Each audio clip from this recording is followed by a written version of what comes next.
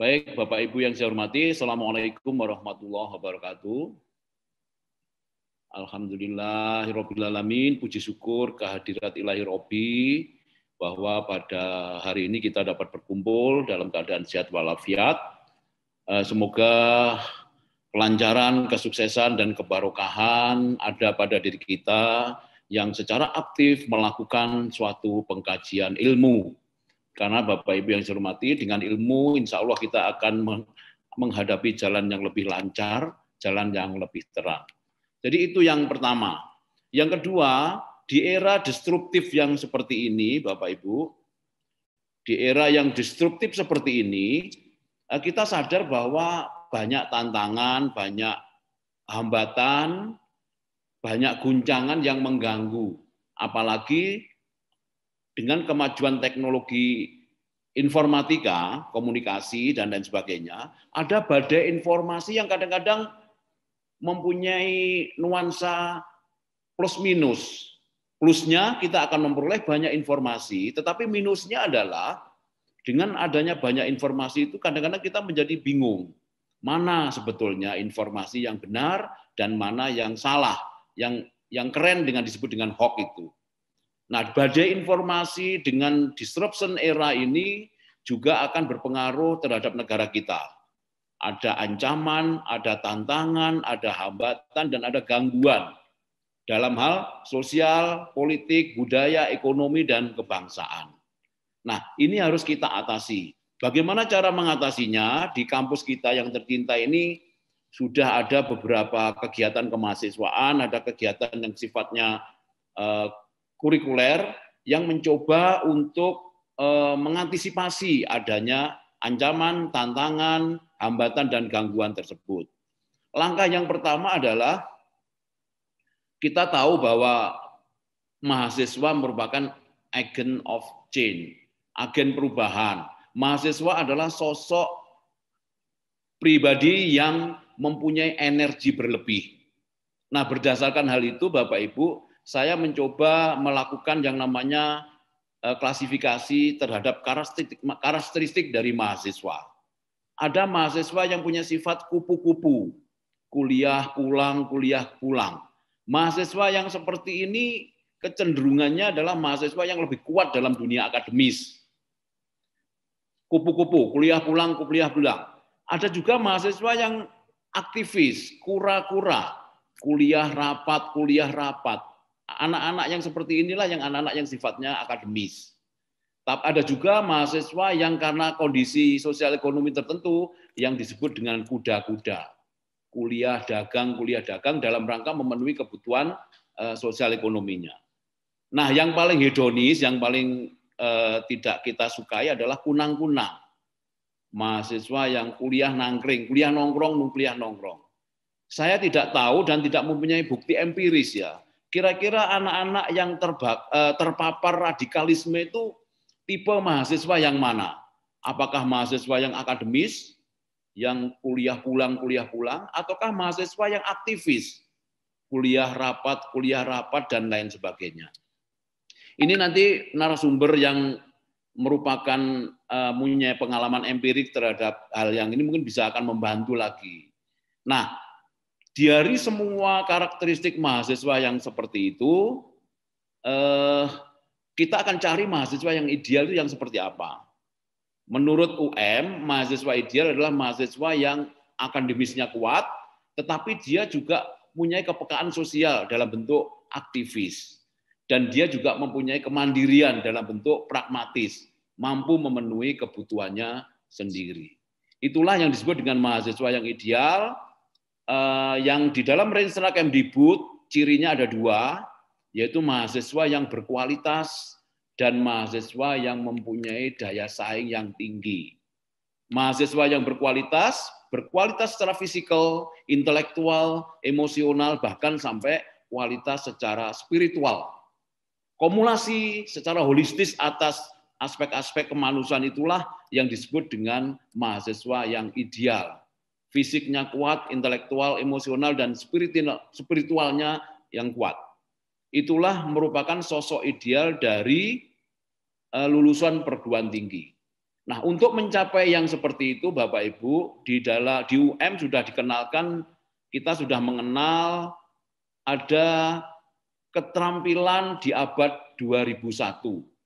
Ada skill yang harus dipenuhi mahasiswa, yang nanti akan kita cobakan untuk diproseskan kepada mahasiswa, karena ini merupakan kebutuhan yang sangat penting bagi mahasiswa. Ini kupu-kupu, lanjutannya Pak, setelah ini.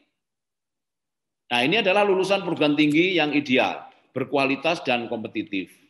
Berkualitas secara holistis, fisik, intelektual, emosional, spiritual.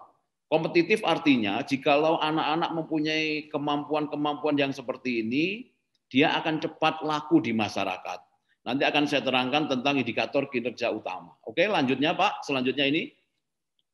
Nah, inilah yang saya maksud untuk menjadi sosok yang ideal, yang dalam hal ini anak-anak akan menjadi orang yang cerdas, yang mempunyai wawasan kebangsaan yang tinggi, diperlukan adanya keterampilan yang dibutuhkan di abad 2001 ini.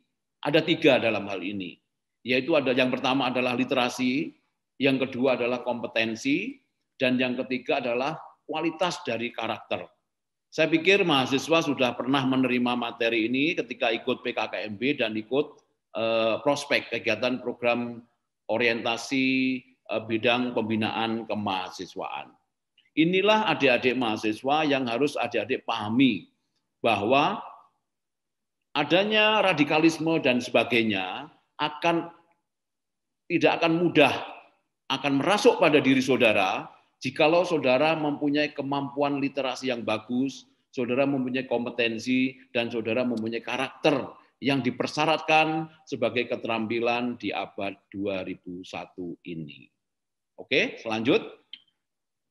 Nah, Bapak Ibu yang saya hormati, adik-adik mahasiswa, nah bagaimana upaya perguruan tinggi di dalam mencetak agar lulusannya menjadi lulusan yang berkualitas dan kompetitif itu? Kita mengenal istilah input, proses, dan output. Untuk mencetak sosok yang seperti itu, oke, diklik. Yang wajib dilakukan oleh mahasiswa adalah melakukan tridharma perguruan tinggi. Oke, sekali lagi klik. Tridharma perguruan tinggi terdiri dari 3. Inilah yang wajib dilakukan oleh mahasiswa agar mahasiswa mampu lulus di perguruan tinggi. Sehingga dengan demikian, wawasan kebangsaan untuk mencegah radikalisme dan lain sebagainya itu bisa dimasukkan melalui aktivitas kurikuler yang seperti ini, yaitu kegiatan wajib yang berupa tridharma perguruan tinggi. Pertanyaannya, apakah ini sudah cukup? Nah, oke, diklik sebelumnya lagi. Belum cukup. Kalau belum cukup, mahasiswa di luar itu setelah menjalankan kegiatan wajib dalam bentuk tridharma perguruan tinggi, mahasiswa juga harus diikutkan dalam kegiatan lain yang merupakan kegiatan pelengkap, yaitu adanya pembinaan kemahasiswaan. Jadi dengan kegiatan kurikuler, kegiatan pembinaan kemahasiswaan yang nuansanya ekstrakurikuler ini diharapkan akan menjadi sosok lulusan yang berkualitas dan kompetitif. Mahasiswa yang berkualitas atau lulusan yang berkualitas dan kompetitif adalah lulusan yang tidak akan gampang dipengaruhi oleh paham-paham yang disebut dengan radikalisme dan sebagainya. Oke, selanjutnya. Nah, sekarang kita akan coba paparkan apa yang dilakukan oleh Universitas Negeri Malang di dalam menjalankan tridharma perguruan tingginya agar paham-paham yang sifatnya negatif itu tidak bisa merasuk kepada dirinya. Mari kita coba cermati Bapak Ibu. Yang pertama, dari segi konten. Ketika menjalankan tridharma perguruan tinggi, di UM itu ada namanya MKU, mata kuliah umum, yang terdiri dari pendidikan agama, pendidikan Pancasila, dan pendidikan kewarganegaraan. Konten ini diajarkan kepada mahasiswa kita. Tujuan utamanya adalah secara internal dia akan menjadi mahasiswa yang tangguh dalam hal nasionalisme, dalam hal cinta tanah air, kebangsaan, dan lain sebagainya. Secara konten seperti itu. Kemudian yang kedua, sekuennya, konten yang seperti itu di Universitas Negeri Malang disajikan pada semester awal. Karena kita tahu bahwa Bapak Ibu, adik-adik yang saya hormati, mahasiswa baru itu datang dari berbagai latar belakang yang berbeda-beda. Oleh karena itu, ketika masuk di Universitas Negeri Malang, harus disamakan persepsinya tentang kebangsaan, tentang pendidikan agama yang dalam rangka untuk menghindari adanya paham-paham yang tidak baik itu. Mata kuliah ini disajikan di awal semester, enter Pak, sebagai pondasi ya, sebagai pondasi agar tidak mudah terpapar. Kemudian upaya Universitas Negeri Malang adalah dalam konteks metodenya bagaimana di dalam menjalankan Tridharma perguruan tinggi tersebut. Metodenya ada 3 Bapak Ibu, adik-adik yang saya hormati. Yang pertama adalah pengkajian, yang kedua adalah penghayatan, yang ketiga adalah pelatihan. Pengkajian adalah bagaimana kita mengasah kognisi kita. Kita lakukan diskusi, kita lakukan dialog, dan lain sebagainya. Penghayatan adalah dalam rangka untuk mencapai tujuan pada ranah afeksi. Saudara dihadapkan pada contoh-contoh kasus dan lain sebagainya. Pelatihan adalah bagaimana meningkatkan upaya kita dengan keterampilan-keterampilan tertentu, yaitu dalam rangka untuk mencapai tujuan pada ranah psikomotoriknya. Mungkin yang keempat bisa di-enter, Pak. Inilah yang dilakukan oleh Universitas Negeri Malang. Jadi tujuan pembelajarannya, walaupun mata kuliahnya sama, harus mengena pada 3 ranah ini. Kognitif, psikomotorik, dan afektif. Dengan metode pengkajian, penghayatan, dan pelatihan. Bapak Ibu yang saya hormati adik-adik, di samping itu, dalam setiap mata kuliah kita mengenal tujuan yang disebut dengan instructional effect, ada juga yang disebut dengan nurturing effect. Pada instructional effect adalah tujuan yang berkaitan dengan karakteristik mata kuliah. Jadi kita akan mempunyai instructional effect yang beragam, karena jenis mata kuliahnya juga beragam. Tetapi yang perlu diingat adalah nurturing effect, dampak sampingannya, tujuan sampingannya. Ini adalah tujuan-tujuan yang mengarah pada aspek afeksi, tanggung jawab, kerja sama, saling menghormati, saling menghargai. Nurturing effect ini harus digalakkan, apapun mata kuliahnya. Sehingga dengan demikian, dengan harapan bahwa di samping untuk mencapai tujuan yang sifatnya khas pada mata kuliah itu, di setiap mata kuliah juga harusnya disisipkan yang namanya nurturing effect yang bernuansa afektif ini dalam rangka untuk membentengi mahasiswa kita, jangan sampai secara mudah terpapar dengan paham-paham yang kurang menguntungkan. Disinilah pentingnya tujuan nurturing effect. Nah, yang terakhir Bapak Ibu, di samping pengajaran, kita juga involvement. Nah, involvement itu artinya di Universitas Negeri Malang sudah mulai digalakkan melibatkan mahasiswa dalam aktivitas dosen. Dalam penelitian, di dalam melakukan pengabdian masyarakat, maupun di dalam kegiatan-kegiatan lain, Bapak Ibu dosen, seluruh sivitas akademika juga melibatkan mahasiswa. Ini semuanya dilakukan dalam rangka untuk memperkuat mentalitas, memperkuat daya kognisi mahasiswa agar tidak mudah terpapar oleh aliran-aliran yang negatif. Inilah Bapak Ibu yang diupayakan oleh UM dalam rangka menjalankan Tridharma perguruan tinggi yang memang wajib hukumnya. Nah, sekarang bagaimana kita lebih melengkapi Tridharma perguruan ini dengan kegiatan kemahasiswaan? Mungkin di slide saya yang berikutnya. Nah, pembinaan kemahasiswaan itu diartikan sebagai kegiatan di luar Tridharma perguruan tinggi yang sifatnya tidak wajib. Sifatnya sesuai dengan keinginan, minat, bakat, dan potensi mahasiswa masing-masing.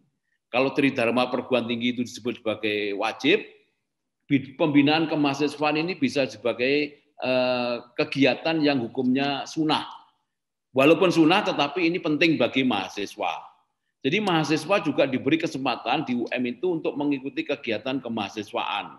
Di dalam kegiatan kemahasiswaan, rumusnya sama, input, proses, dan outputnya adalah lulusan yang berkualitas, yang nantinya kegiatannya berisi dari 3 tahap. Ada tahap adaptasi, ada aktualisasi dan prestasi, ada profesi.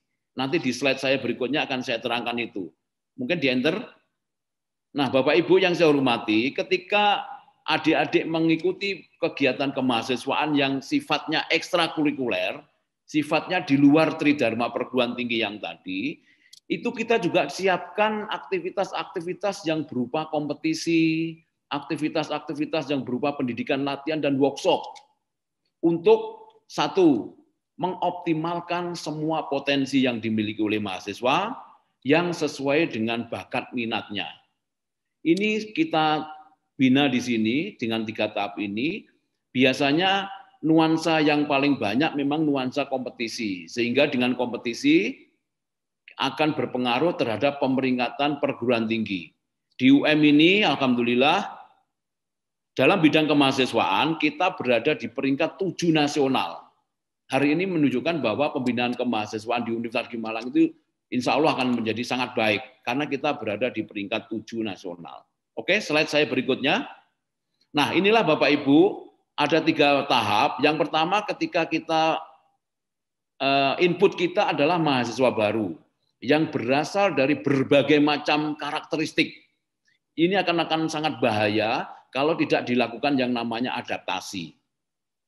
Adaptasi itu adalah bagaimana secepat mungkin mahasiswa itu mengikuti kegiatan-kegiatan yang ada di UM, baik kegiatan yang wajib Tridharma perguruan tinggi maupun kegiatan pembinaan kemahasiswaan. Oke, di enter Bapak, Ibu.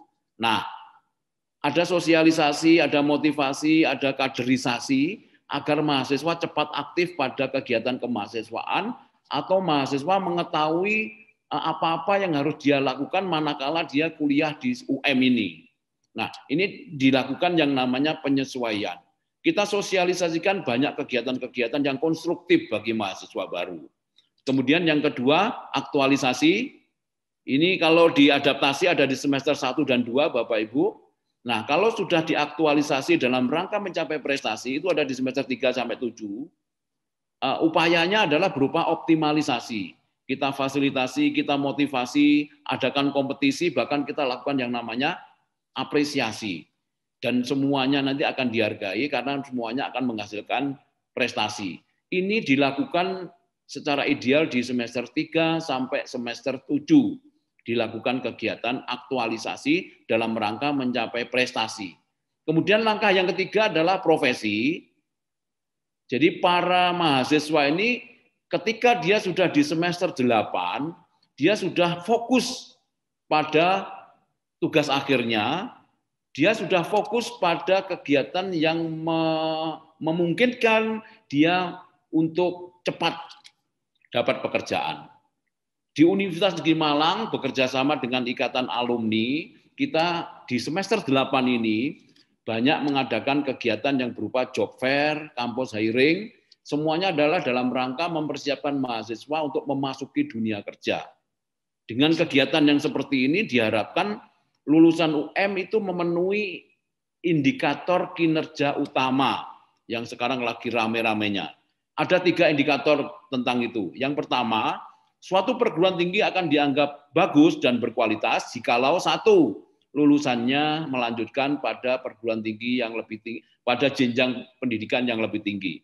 Yang kedua, lulusannya bekerja, dan yang ketiga, lulusannya berwirausaha. Jadi indikator kinerja utama dengan proses pembinaan yang seperti ini diharapkan wawasan kebangsaan, diharapkan gangguan-gangguan, paham-paham yang sifatnya destruktif tadi tidak akan mengena pada mahasiswa Universitas Negeri Malang. Ini adalah upaya kita. Jadi ada 2 jalur untuk mengupayakan agar mahasiswa kita tidak terpapar dengan paham-paham yang destruktif tadi. Jalur pertama adalah jalur wajib, yaitu Tridharma perguruan tinggi. Jalur yang kedua adalah jalur yang sunnah, dengan mengikutkan pada kegiatan pembinaan kemahasiswaan. Oke, lanjutnya. Nah, bidang-bidangnya apa saja dalam pembinaan kemahasiswaan? Mahasiswa disiapkan ada 5 bidang.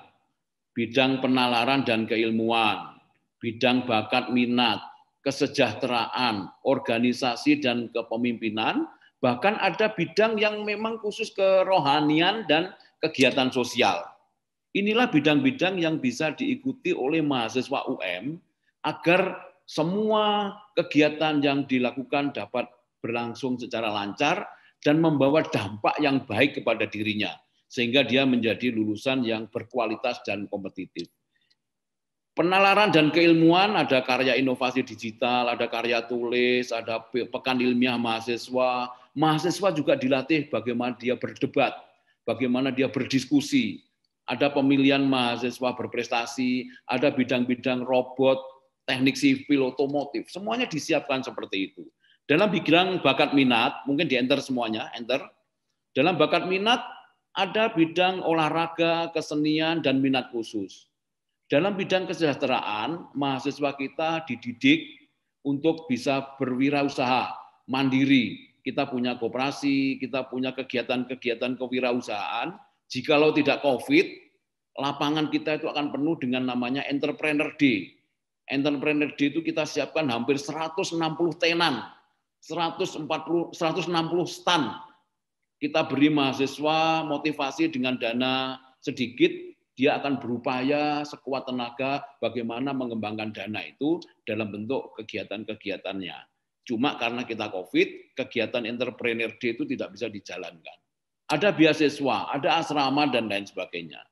Kemudian dalam bidang organisasi kepemimpinan, kita juga latih mereka di dalam latihan kepemimpinan mahasiswa, mulai dari tingkat dasar maupun sampai tingkat lanjut.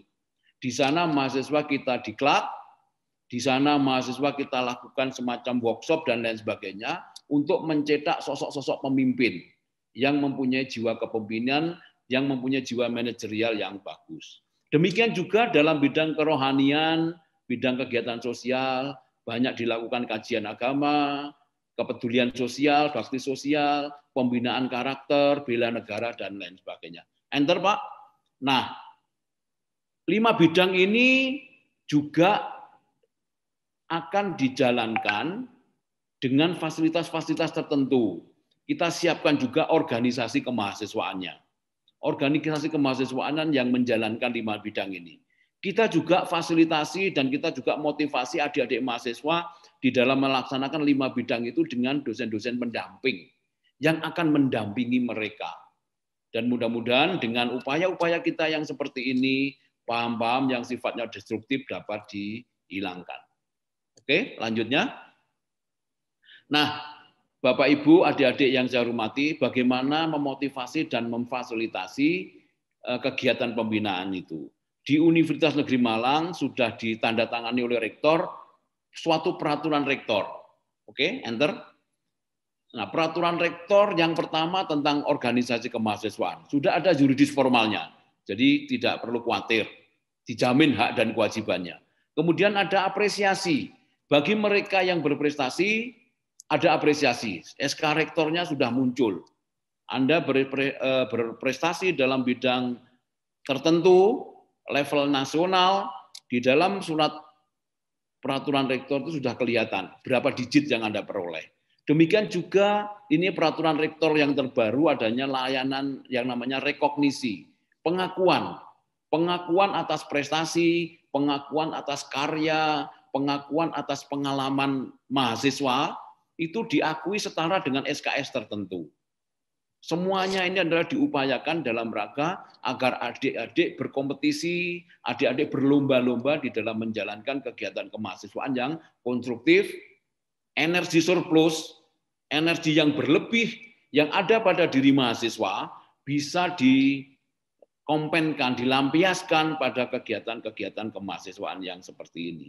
Kemudian yang lagi diperjuangkan adanya layanan khusus.